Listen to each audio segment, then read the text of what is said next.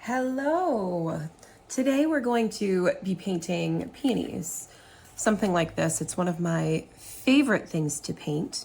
And once you kind of figure out this painting peonies trick, it just becomes one of those that you just want to paint all the time. They're very rounded, they are very beautiful, and I think today I'm going to stick with this pink color for my peonies. So this is I did this on a piece of circle watercolor paper, but I'm actually going to do it in my sketch pad. This sketch pad is a sketch pad from Indie Design, and you can see it's beautiful on the front.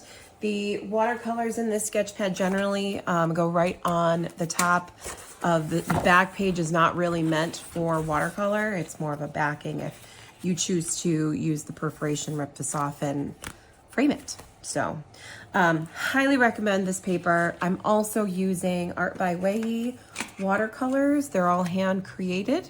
And today I'm going to be using Magnetite Pink. I believe I'm going to be using a forest green, a spring green, and a watered down version or a mixture of some of this pink and probably a purple of some kind, maybe. I don't know if it's fairy purple or no, Midnight Blossom, I think is what I've got. So I'm going to make some peonies, and thank you for following along. I'm just going to kind of walk through this. Hopefully this won't take very long. I want to make something short and sweet. I'm going to start off with a very watered down version of this Magnetite Pink. So I'm just going to keep adding water to it. I am sure there are more strategic ways of doing this, but I just keep adding water until I think it's good. And then when I put it on the paper, if it's not bright enough, I will go ahead and add more pigment to my watercolor mix.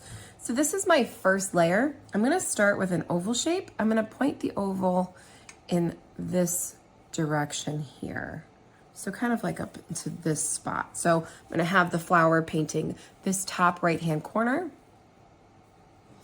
This is a super light wash. And then I'm going to make some C stroke pieces right around this oval shape. So it kind of looks like the setup for like a moon picture, and I just splattered everywhere. So I can kind of play with that a little bit. I can either leave that splatter there, but I think I'm just going to dab it up.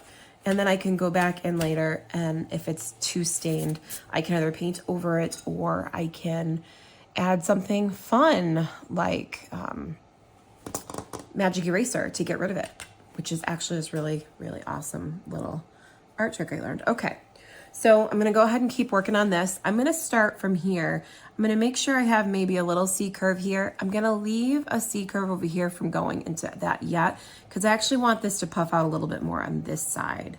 So I'm going to add some other C curves.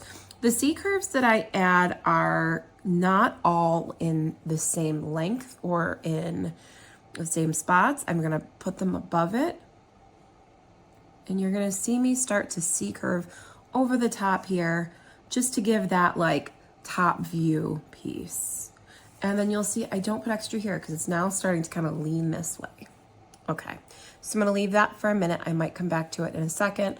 I am going to add some petals coming off the bottom because there are so many petals in a peony.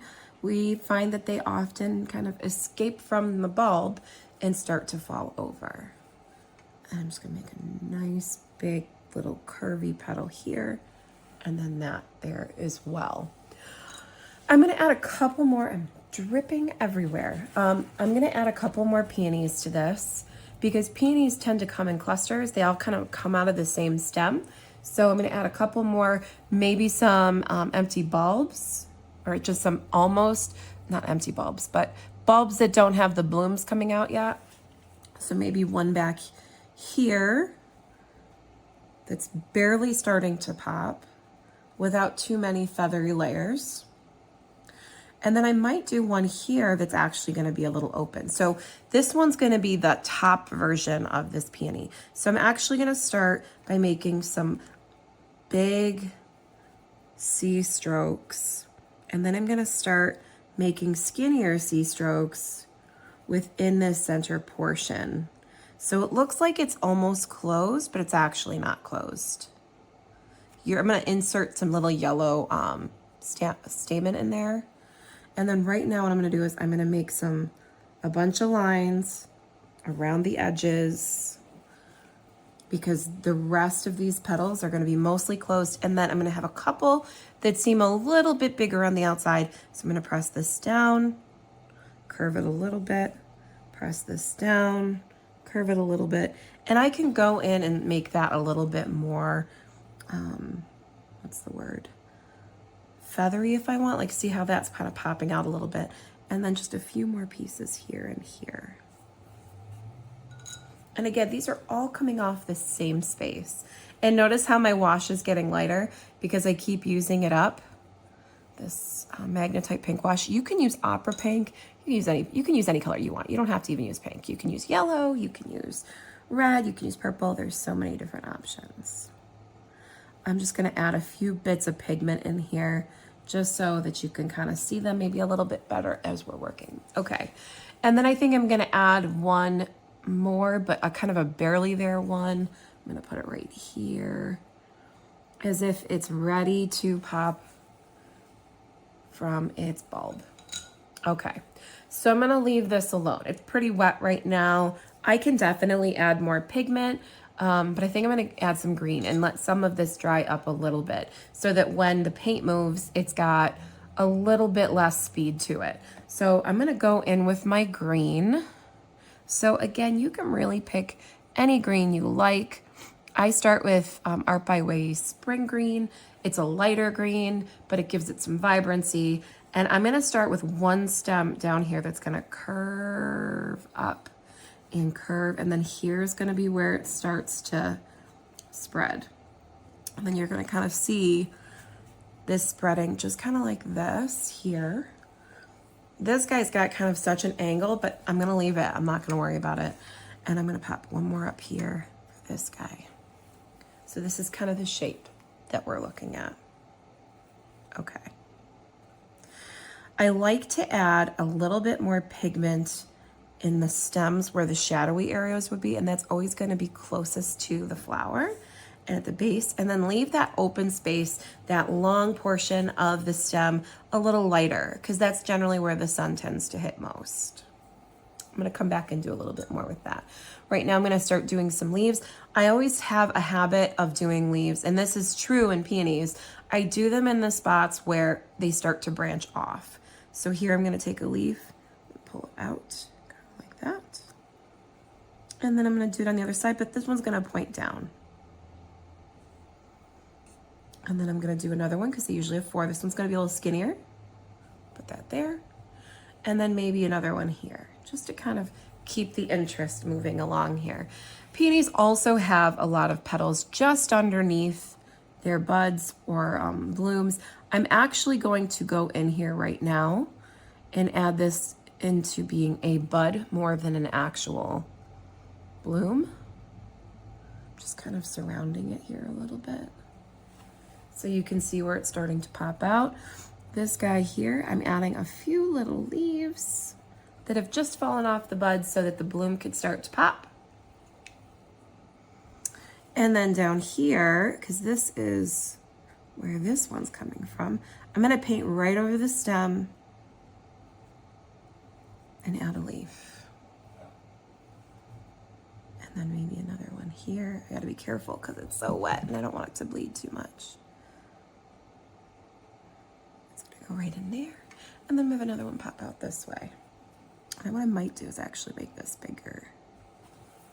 And then this guy, maybe give it a little bit of a curve. Okay. And then over here, maybe we do like a little leaf coming up this way from behind and then sliding out that way. Okay. So what I'm gonna do is I'm gonna add a little bit more green to this. It's a little too watery for me. I like to add my extra pigments again at the tips or at the intersections. That's where the shadows, on a simplistic level, that's where the shadows seem to occur more, is when they're under something or really close to something. right here and here and here and here. Okay, so I have some choices now with my peonies themselves. I can leave them as much this color as I want and use the exact same pigment I've been using, or I can oomph it up a little bit by adding more pigment. Now, if you want to like layer and layer and layer, you might want to just add a little bit of pigment. I, again, don't have a super like technical way of doing this. I do what works best for me in my environment, which I have kids, I have dogs, I have cats, I have a lot of other responsibilities. And so this time here is whatever I can get done in a short period of time. And since this is really just for me and my love for painting, it really doesn't matter that I'm super technical. And you'll notice here, this green has actually bled into the pink. That's totally cool. I love that. I think that looks really pretty. What you should be noticing here is that I am adding pink primarily to these, once again, these shadowy areas and where the petals intersect or are hiding behind other petals. This is also an opportunity for you to add more petals if you want. If you're like, oh, that could use a petal right there. And then in here, I'm gonna add a little bit more on top and just a little bit in here because I do like that green and yellow look. Okay. Oops, and I got a little bit of green right there, which admittedly I have a habit of doing. So I'm just gonna wet this down a little bit. I might have to come back in here with some, what do you call it?